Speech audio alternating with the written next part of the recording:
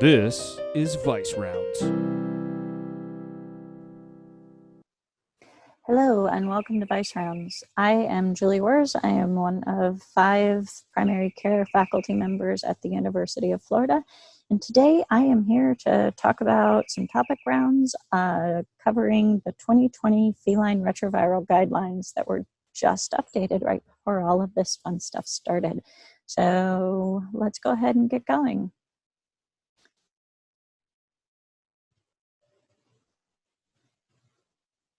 So, retro.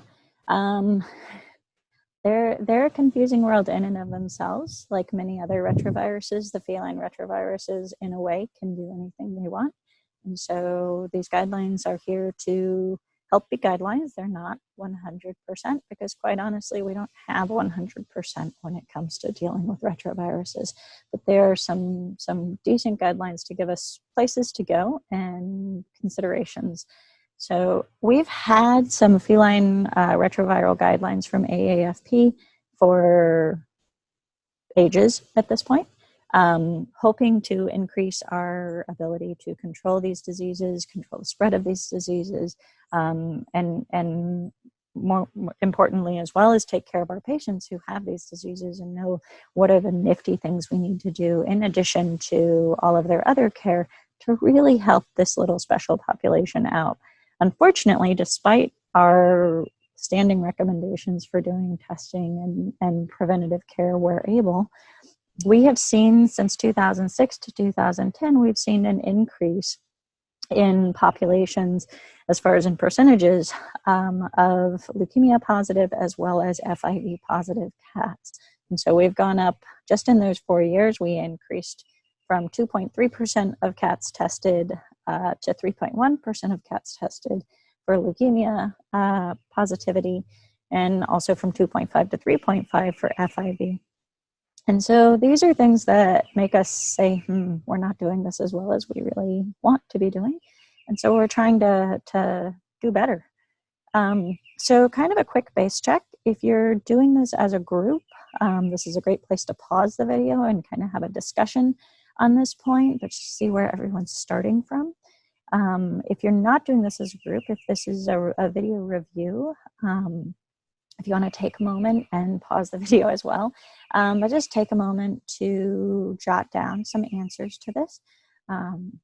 What we want to kind of think about is, how are these diseases spread? So how is leukemia most commonly spread? What risk factors make you go, you need to be thinking about this? But also, what about FIV? How is that one most commonly spread, and what's our biggest at-risk population? And is there anything we can do about that? And so go ahead and pause and take however long you need, and have a chat or have a think, and unpause when you're ready. Okay, so feline virus transmission, feline leukemia virus transmission, this is our friendly one. So this is the one that oftentimes goes from queen to kitten, mother to baby, but it can also go between housemates, by bowl sharing or by grooming each other. Any of those mostly oral secretions, its primary route is an oral nasal transmission, but that tends to be that loving type contact that causes the spread of FELV from one cat to another. We have seen that it can move into the bone marrow and make it a little bit harder for us to detect these guys. That's part of where the guidelines are for testing, why we have those testing recommendations as we do, which we're going to cover in just a little bit. But when it moves into the bone marrow, maybe we can test for it on a point of care test, but not always. And so it gets a little tricky here. A really nifty thing about cats when it comes to retroviruses is that as they get into adulthood, they do tend to show an increased resistance to this virus. And so I'm much less worried about my healthy 3-year-old contracting FELV than I am, say, my kittens or my geriatrics. So kind of some cool things to know about FELV. Now, when they did the 2020 guidelines, one of the things they did was they kind of renamed the stages. And this is new to me, so if I stumble a little bit, I'm used to a different terminology. But our progressive phase, these are the guys that they got exposed. They failed to contain the virus appropriately. It's in their body and it is showing itself. So it's in their glands, it's in their bone marrow, it's in their mucosa. They are shedding it, they are infective. And they tend to be fairly short-lived, shorter lifespan. They also tend to get all those diseases that you're like, why are you getting this? You shouldn't be getting this as a normal, 5 or whatever year old. So think about the intestinal parasites popping up in a adult cat. It's like, where'd you get this from? Because those guys are typically much more able to fight those off than what they are if they are leukemia positive. Our next phase that we have are the regressive. Now, these are the guys that they got exposed and then their body goes, meh, I got this.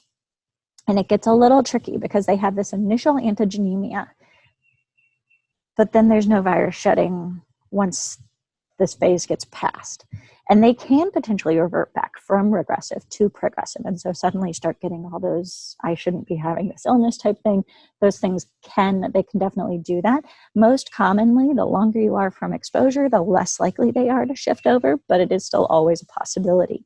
Now, one tricky thing with this regressive phase is oftentimes I cannot get a positive on my point of care test, but if I do a proviral DNA using PCR on their blood, I may find a positive there, and they can, via blood transfusion, have a transmission of that proviral DNA and create the virus in a recipient blood donor, blood recipient.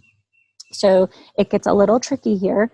And so if you are using a cat as a blood donor, maybe you want to check their PCR status and not just their point of care status, and be able to go from there. It's kind of unlikely for a cat to completely clear the virus out if they've had reached this regressive stage. They might do it, but it's pretty unlikely. Mostly it's just living in their bone marrow and it's in their blood, but they're not shedding the virus the way a progressive cat is, and they aren't typically picking up all of these other infections the way a progressive stage cat is. And then lastly, we have the abortive phase. These cats, they got exposed. They managed to clear the virus out because their immune system was on it. And then they maintain antibodies. So we're going to get into testing in just a little bit. So I'm not going to cover too much about that right this second. But these guys, if you're looking for antibodies, you are going to see that, yep, they definitely did have an exposure, but they've managed to clear it out. And whether you're doing an antigen test or a proviral DNA test or a viral RNA test, you can't find it. So these guys are abortive, and that had exposure, cleared the whole thing out, moved on with life. So if I have to pick one, that's really where I want to be. FIV is different. So when it comes to my FIV transmission, these are the ones that are the unfriendly transmissions. So bite wounds most commonly. Sexual transmission can happen, but it's actually not as common as we once thought. And then queen to kitten transmission also can happen. It's been documented in a lab setting, but not something we see typically out in the real world. And so most commonly, these are bite wounds. So if you've got a cat who's out there, who's getting into fights, that's the one I worry the most about. And for the most part, those tend to largely be our intact males. And so think about that when you're thinking about what do I need to do for these guys when they come into your hospital with a bite wound or anything like that. Kind of bear that in the back of your head. With FIV, we've got the phases of infection in that initially, when they're in a lab setting, we've actually been able to document a lymphadenopathy and a mild febrile status that normally lasts just a short amount of time. Most often, our owners are not noticing this. And so whether it's lack of training, not entirely sure, or if it's just an in-lab status type thing, I doubt that. But for the most part, cats are pretty good at being subtle. And so this lymphadenopathy and mild febrile status is quite often, honestly, just missed. After that initial infective stage, the cats will typically assume this asymptomatic phase that can last for years or even the rest of their life. And we've got no real way of knowing when that's going to transition. And then they move into progressively into an active phase. And this is when they've got a dysfunction of their immune status and they tend to get these chronic inflammatory conditions, think stomatitis, cystitis, things like that. So they suddenly become, with FIV, we start seeing a lot more of these chronic inflammatory type things rather than, well, in addition to some of the other diseases that you'd see with an FELV. So things to bear in mind. And thank you so much to AAFP, who gave me permission to go ahead and publish some of their pictures and figures from the guidelines. But this just kind of helps simplify, at least with FIV, how that exposure goes. And so you start off and you've got these infected cats who hopefully are not outside, but it's outside and it fights with that negative cat. They move into this acute phase, and at this point they're going to be testing antibody positive and PCR positive because they're trying to figure out if they can fight it off. And that's a 1 to 3 month time frame. And then they move over to the asymptomatic phase where they may or may not still have it, but they have had exposure, and so they're still testing positive. And again, they could live here for life or for a number of years. You never really know when they're going to flip that switch and come up here to the clinical phase. And these are the guys that they're testing positive. They're walking like a duck, talking like a duck. And we start seeing this secondary infections, the immune-mediated diseases, the chronic inflammatory diseases, and much higher, and we're going to talk about this down the road some, but a much higher risk of neoplasia. So thank you again, AAFP and Dr. Julie Levy, for letting me use that slide. So another base touch. So take that moment and we're going to pause our video and either sit and have a chat or have a think and write some stuff down. But when should you be testing cats that are coming into your clinic as a general practitioner for retroviruses? So go ahead and hit pause, and I'll see you back in just a few minutes.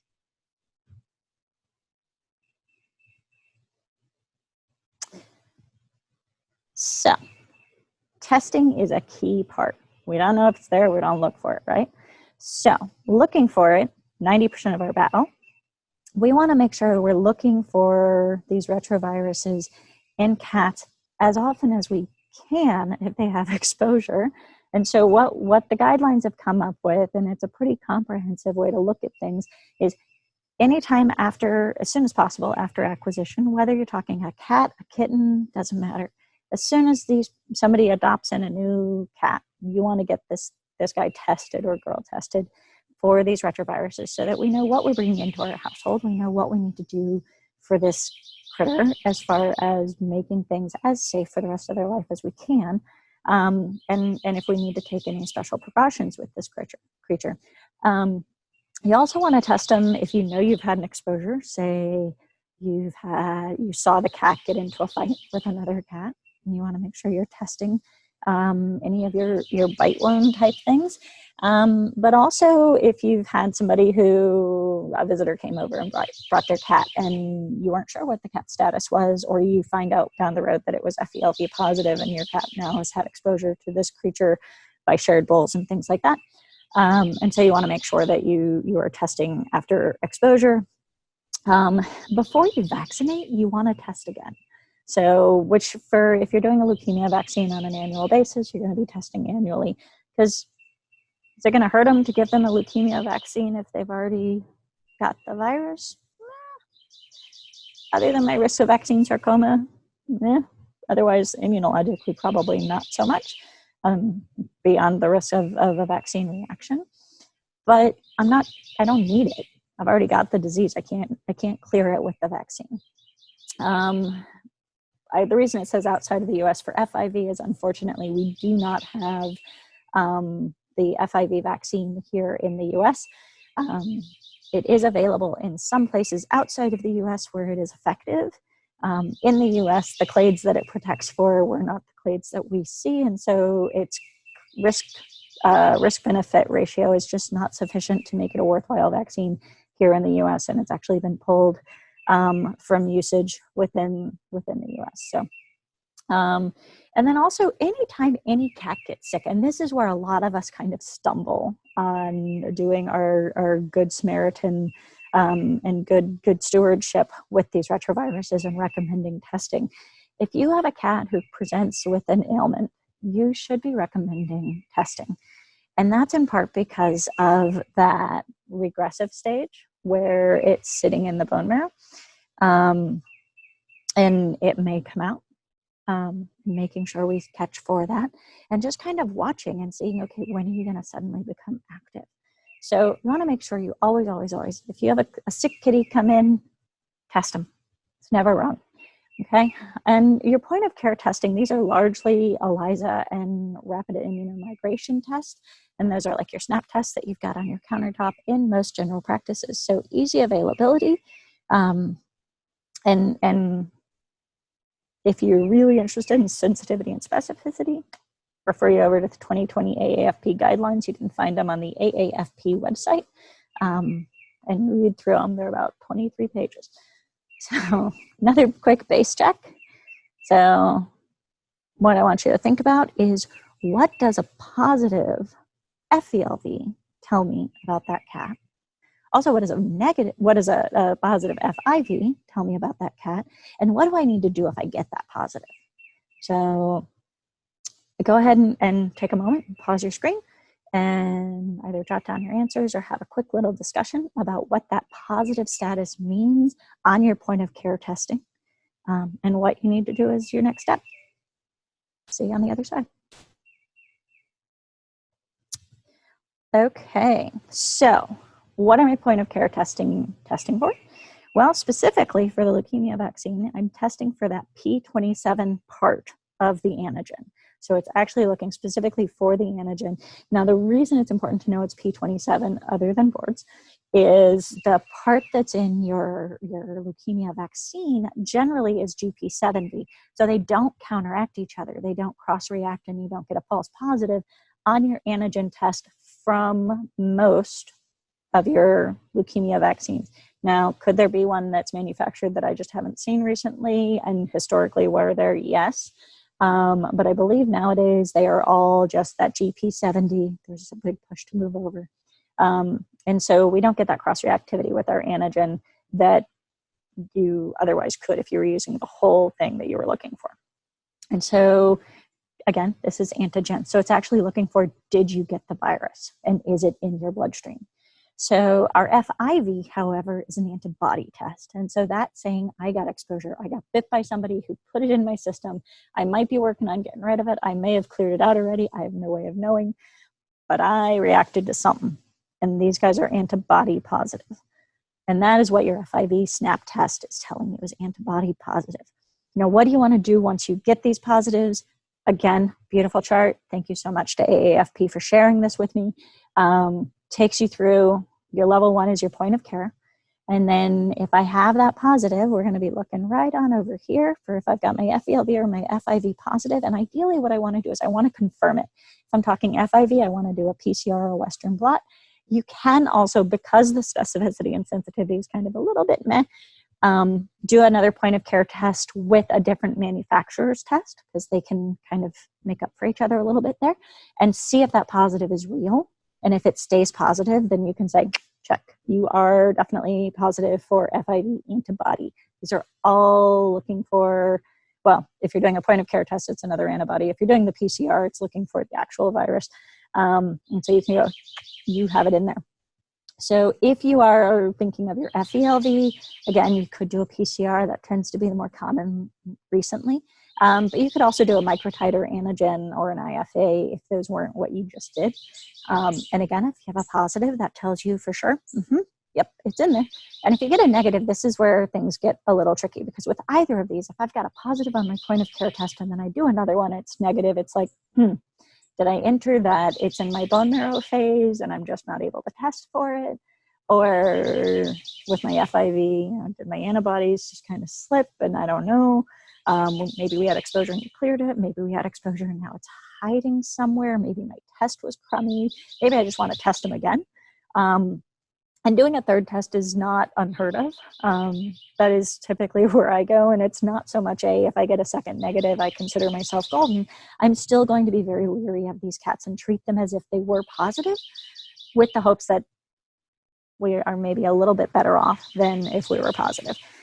if you get a negative, if you've got a negative FELV or FIV, and this is an animal who you're like, this guy's out there, he's fighting all the time, he's in all these fights, or this is the cat who like lives with or had kittens and her, or like a ton of her kittens were coming up FELV positive, and for some reason she's not, retest them. Okay, if it's FELV that you're looking for, 30 days, do a retest. If it's FIV that you're thinking of, do it in about 60 days and see if they shift over to that positive that you were expecting. So the cat and kitten scenario, that's super unlikely, but could it happen potentially based on sensitivities and specificities? Yes, so don't judge there. But yeah, so you always want to do a second diagnostic if you had that positive. So what are you going to do if you've got a negative test on my FELV on my point of care? If I've got a negative, unless I'm super suspect, I'm probably not going to retest them 30 days later. I'm going to go ahead and say, okay, let's just try to help keep you that way. But if I've got somebody who I'm like, he's walking like a duck, he's talking like a duck, he's got these weird bugs that he shouldn't have, he should be able to fight this off and it doesn't make sense. Or the other cat was super duper positive and I'm like, I just really want to make sure, again, retest them in 30 days, no big deal. If they're still negative or if we skipped that phase, then I want to make sure that I vaccinate them on an annual basis if they're still having exposure to outside or the outside is coming into them, which can happen. We'll talk about that in just a second. But also I would say be mindful of the fact that there are new guidelines coming out sometime this year, hopefully. They've been in the works on vaccine guidelines, specifically looking at my leukemia vaccine. They've kind of made some mild adjustments and mild changes. So this is going to change a little bit as far as who needs yearly, who needs every 2 years or whatnot. So be on the lookout for that as you move into practice in May or whenever you graduate and move into practice. Keep Googling periodically for these new guidelines. My thought is they will be out, it's almost May now, they should be out by June, but when it comes to publishing, who knows? So, and then the other thing you want to do is you want to make sure you retest these guys on an annual basis before you vaccinate them, assuming they're continuing to have risk factors. Also following any exposure to an unknown potential positive or to an unknown cat.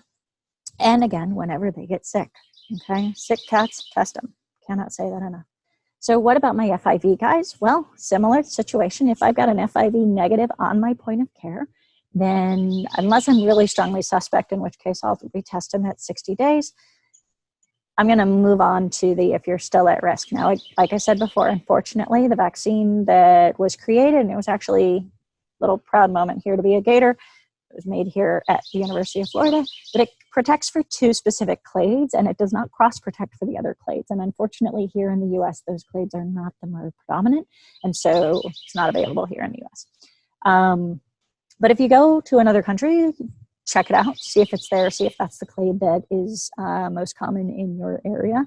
And definitely if that's the situation, then use it appropriately.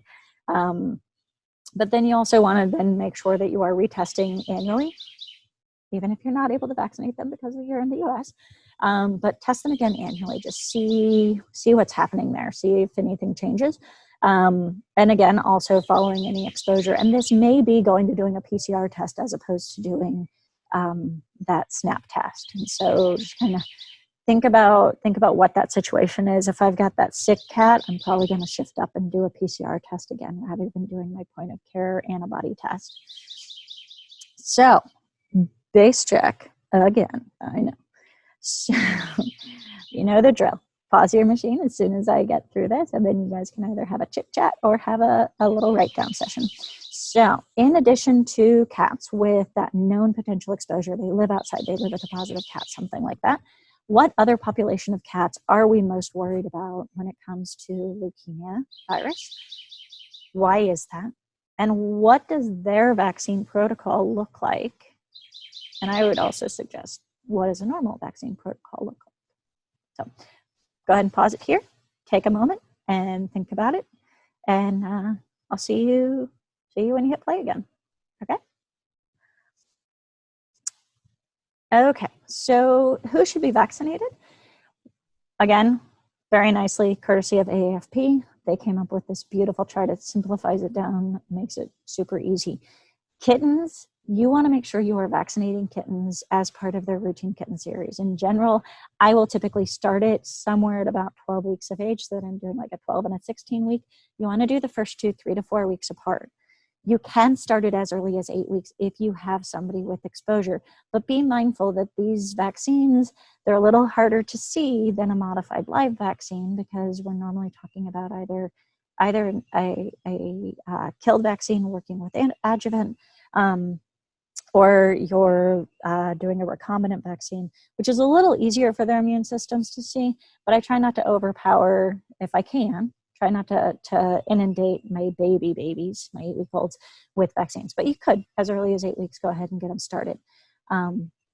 Again, it's just the 2 vaccines, 3 to 4 weeks apart. So if you do it at 8 weeks, you want to make sure you do your next one between 10 and 12 weeks of age, and then move forward from there. But you don't need to continue doing it every time you see them for their FERCP. And then where things changed the last time they did the revision was to also then do at their first annual, give them another booster. Does not matter what the risk factors are, doesn't matter what else they're doing. Their very first annual, I'm a big kid now, that one, they still need that leukemia booster. So make sure to get that one in there as well. And then after that, you're going to go to an as needed basis. And so if you've got a cat who's a single household cat who lives with other cats that are known to not be positive for FELV, they've tested negative, and we've moved on. Maybe they go onto a porch, but it's a screened-in porch and they don't really get out past that. Those guys are really fine to not necessarily get another vaccine, because they've got that naturally age-related resistance developing in their immune system. Now, if I've got somebody with a high risk of exposure, they're going outside, my favorite is the person who tells me that it's an indoor-only cat, other than when I let him out, and then he meets me I let him out through the back door, and he meets me at the front door for breakfast. That's an outdoor cat.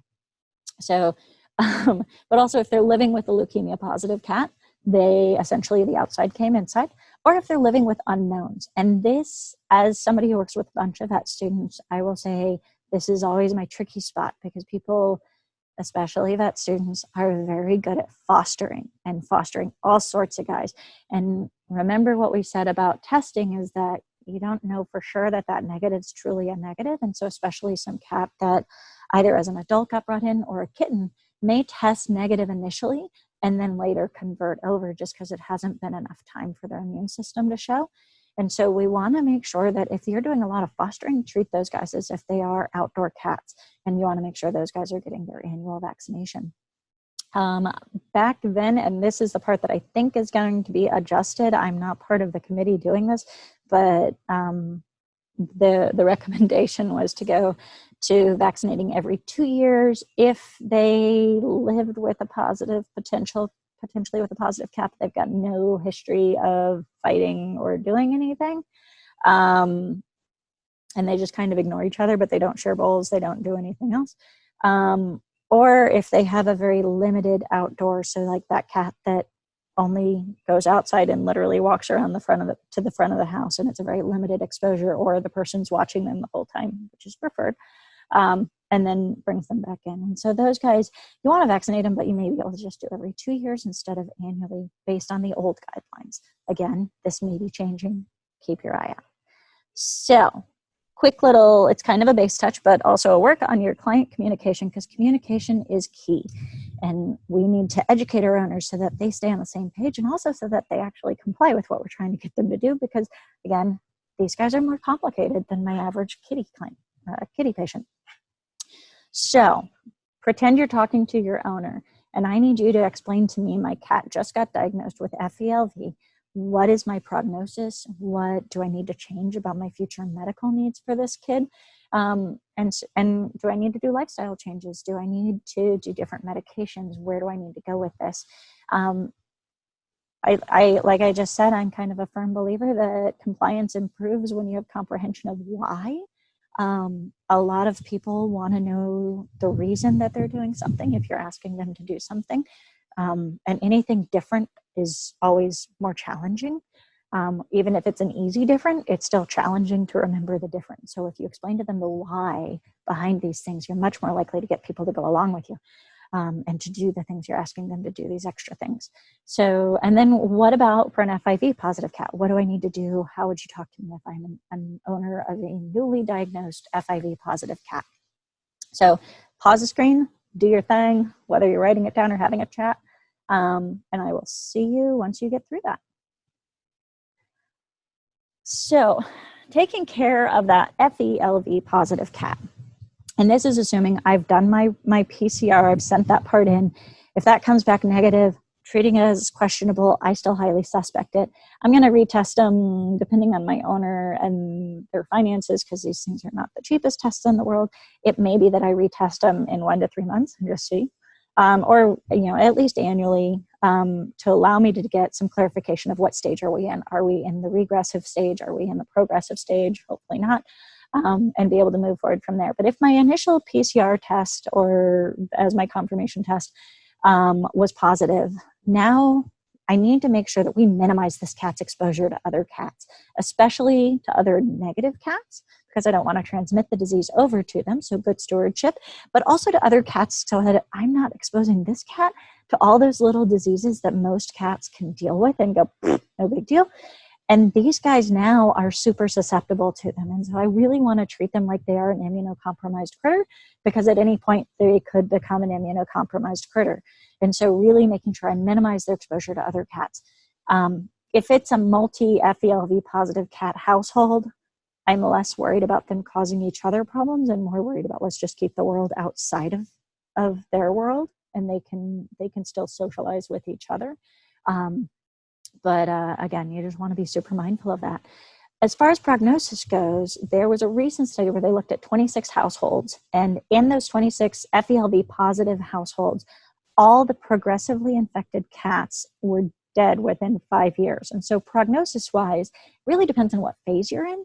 But once you become most of the guys that are progressive, and again, most of your progressive phases, these guys started there to begin with. The regressives are the ones that they had that exposure and they contained it. And as time goes by, they're less likely to become progressive. But the progressive guys, these guys are the ones that are getting all the bad things.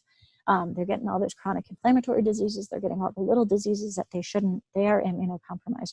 And most of these guys have passed away, but cannot talk all of a sudden, within 5 years of the diagnosis of leukemia. And so that's a pretty significant hit. Now, having said that, there's a certain population that they move on. They don't necessarily have a fully normal lifespan, but they typically, they can make it longer than 5 years as long as they're not in the progressive phase. I'm not sure that anyone's done specific studies on that regressive phase because it's a little hard to tie that down. And so I don't know that we have solid numbers to give on that. But then also, as far as what you want to do with this guy, you want to make sure that you are paying super close attention to their preventive care strategies. You want to minimize their exposure, like I said, to other cats. But also, if this guy gets the sniffles, I, as their vet, want to know about it. I want to be involved and I want to be more proactive in taking care of these little things that normally I expect an adult immune system to deal with. And I may need to help them with antibiotics for secondary infections and things like that much faster than I would my FELV negative cat. And so I want to be much more reactive and much more involved in the care and well-being of these kitties. I also want to make sure that as long as they are healthy, as long as they're not in that progressive phase, that I am vaccinating them with whatever they are in need of, which for cats is going to be your core vaccines at rabies and FVRCP. And so making sure we're covering them for that. And these guys, for all my cats, I live in Florida, so we want everybody on heartworm and flea and tick prevention, especially the flea and the heartworm side of things, but also their intestinal parasite prevention. And so making sure that they are doing good compliance with the CAPC protocols is another way to look at it. But they are sustaining preventatives for your heartworm diseases, your intestinal parasite diseases, and for fleas, because these guys are just much more susceptible to flea-transmitted diseases like Bartonella, looking at our intestinal parasites, and looking at heartworm. Because if you think about your average cat, the reason cats are much better about not having heartworm diseases. Their immune system's better at fighting it off, unless you're talking about a positive. So make sure you talk about these things with your owners and that you've got your patients covered. Now, what if they're FIV positive? Again, retest. If that confirmation test from a positive on my point of care test, I did my confirmation, if it came back negative, I'm still going to be highly suspect with this kid. Maybe he did clear it. Maybe he's that good. But again, my point of care was an antibody test. And so it was just showing the exposure. So I don't know why his antibodies dropped out. Maybe my test was a false positive to start with. I don't know, but I need to treat him as if he is positive for the safety of him and also for the safety of other cats. And so just having that next one be a negative doesn't give me the final answer completely. And so I still get real protective with these guys. Remember that it's possible if you have a cat who was vaccinated back when we did have the vaccine in the US, or if you've got a cat who was brought over from a country where they did have the FIV vaccine, if they got that vaccine, they're going to have antibodies. For at least a year is what they had looked at initially, but we think it's going to be good likelihood it'll be lifelong. And so if you get this positive on an FIV positive on your test, on your point of care test, and potentially on your second test, on your backup, if this cat's ever been vaccinated, you don't really know which it is. Could be either. Again, treat them like they were positive. And in these cases, again, you want to minimize their exposure to FIV negative cats because we want to make sure we don't spread disease, but also because, again, you don't want them to be getting diseases if they are in an active FIV clinical phase. Realize that these guys are at a much, much higher risk of neoplasia by 5 times from an FIV negative cat, and much more likely to develop those secondary infections and those chronic inflammatory diseases. Specifically, we've seen a whole lot of stomatitis in relation to FIV positive. It's not a direct link. It's not one causing the other, but they do have a much higher likelihood of developing these sorts of diseases. And so it's something you want to be really proactive in. Also, if you do have a cat with gingiva stomatitis, always make sure, the dentistry side of me coming out, but always make sure, check those gingiva stomatitis cats for their FELB FIV status and see if that's potentially playing a role in why we have gingiva stomatitis. With FIV, the other kind of beautiful thing about it is many of these cats are going to remain healthy for life. And they've actually shown that there's a fair number of these guys that we don't see a decrease in lifespan with association with FIV antibodies. And so just being an FIV positive cat does not mean that you're going to have a shortened lifespan. Whereas with FELV, we've got a fair idea that for a number of them, it is going to decrease their lifespan at least a bit. And again, for those progressive guys, they were seeing at 5 years, they had all passed away. So pretty significant impact on the progressive phase. But very good thing to know about your FIV. Now, you will have some owners, especially if you are working with college kids or that sort of thing, who will say, well, should we just euthanize? Should being a positive on a test bring me to that stage of, yep, I should just go ahead and call it good and euthanize? It sounds outrageous to just say it. I will be brutally honest and say I've had it happen on more than one occasion where an owner, especially when I was in private practice and not at the university, where that was the owner's response was, if he's positive, if he's going to be at a higher risk of having diseases, I don't want to put my cat through that, or I don't want to put myself, or if it's like around here, oftentimes we're dealing with undergrad students and their parents. I don't want to put my child through that when they need to be focusing on undergrad school. So it's a question that you will get asked at some point in your career if you're working with kitties. And obviously to us, the answer here, looking at all of this information, is no. We don't know if the test is dead on. We need to make sure we do. Those conversations are normally right after the point of care test. So we want to make sure we do those secondary testings. But also there is a significant portion, especially with FIV, who have no experience outside of that initial phase of 1 to 3 months, where most owners, again, don't even recognize it. and then they live in that subclinical phase for the rest of their lives. And again, with your FELV exposures, once they've had that exposure, the longer they stay regressive, the less likely they are to advance to progressive. It still can happen, but less likely. So yeah, don't euthanize these guys. At least not just because of being positive. They've got some other comorbidities happening that are to where you're like, yes, euthanasia is a quality of life issue at this point. There's going to be those times. There's always an exception to everything, right? So when you've got these guys that are positive, what the recommendations are from AAFP as well as from me is that you should be doing semi-annual exams on these guys. This is part of just doing a little bit more thorough, doing that 1 or 2 extra steps for these retroviral positive cats. And so we want to make sure every 6 months I'm getting my hands on them. Obviously, maybe not so much in a COVID environment. If I can do a base check maybe every 6 months. But hopefully once these restrictions lift, have them come into your hospital, check them out, put your hands on them, feel their body weights, make sure they're not losing weight with no reason. Do fecals, do internal and external parasite preventatives like I talked about. Do not try to feed these guys raw diets because these guys are much more susceptible to any of those E. coli's, those salmonellas that can be in those raw diets. And whereas, again, the natural immune system and a healthy immune system may be able to fight this off, these guys are at a much higher risk of essentially getting food poisoning from raw diets. And so key thing, no raw food diets. I'll be honest and say I'm not a fan of them in general for those same reasons, but especially not for these immunocompromised guys.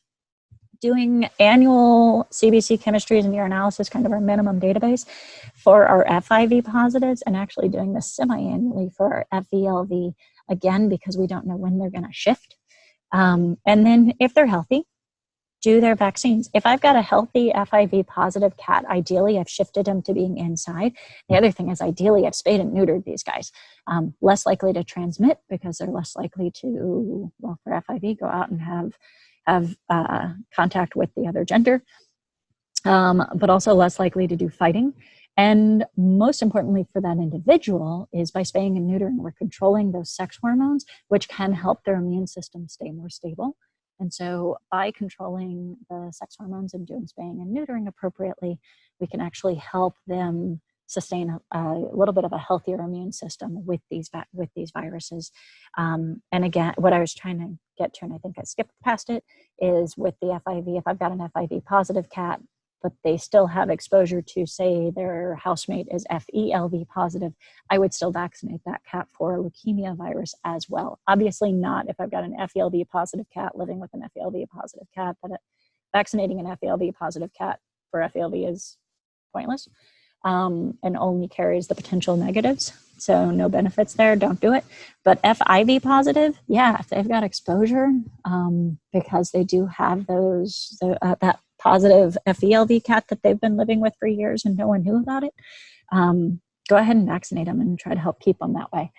So, and then as far as treatment options, and this is going to be one of the last things that we talk about, but when it comes to treatment options, there's been a lot of discussion and a lot of look-sees at using antiretroviral cocktails similar to what they use in humans with HIV. Unfortunately, we have not been able to see any longer survival or improved quality of life with those. And so for now, the answer to what about an antiretroviral cocktail is not going to do us any good. AZT is another thing that is used for humans for HIV. And they have looked at that, and there's some data showing it might reduce the viral load. And in specific for neuro and for gingiva stomatitis cases, it may help them out and improve their immune system and their clinical status for those conditions specifically. Unfortunately, they do come with some fairly high adverse effects, which include non-regenerative anemia. So if you're going to use that with extreme caution, and just kind of bear that in mind. But it's not generally widely used unless you've got that raging gingiva stomatitis case that you can't get under control.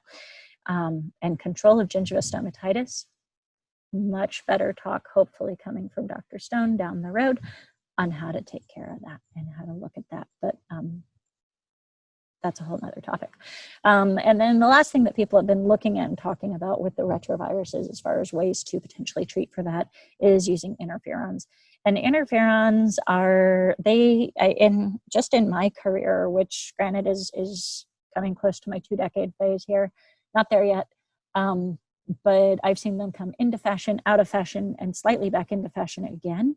At this point, use of interferons for FELD and FIV positive cases is incredibly controversial and questionable. No one's put out any controlled studies using feline interferon and comparing it to animals not. There have been a couple of published studies saying, hey, you can use it and it may have a good effect, just nothing where they actually did a comparative. And so, take that with consideration. Interferons can have negative side effects as well. And you can also always have drug reactivities to those, just like any other drug. So that's where we're at as far as treatment options. Key thing is just try to stay ahead of any infections and treat these guys like the immunocompromised status they are. And just, try to have very close contact. You become real good friends with their owners because you see them a lot. So, all right. So that is a general summary of feline retroviral guidelines from 2020. You can Google AAFP 2020 retroviral guidelines and find the big document. And so if you are interested in reading the entire thing, feel free to do that. And it does have references included in it. Huge shout out. Thank you to AAFP, IDEX, and to Dr. Levy specifically for giving me permission to use those nifty figures that are published in the AAFP study, AAFP guidelines to help out with this talk. Please do remember, do the 5, wash your hands, cough into your elbow, don't touch your face. That's a hard one for me. Make sure that you are staying, this says more than 3 feet. I'm going to talk to Alex about that. Stay more than 6 feet away from each other. Wear your masks when you're in public, and stay healthy. Okay. I really look forward to having you guys out in the profession and seeing you at conferences. So I hope this was helpful, and feel free to reach out if you have any questions or concerns. You can reach out through the Vice Rounds email or pop me an email directly. My email is on the UF website.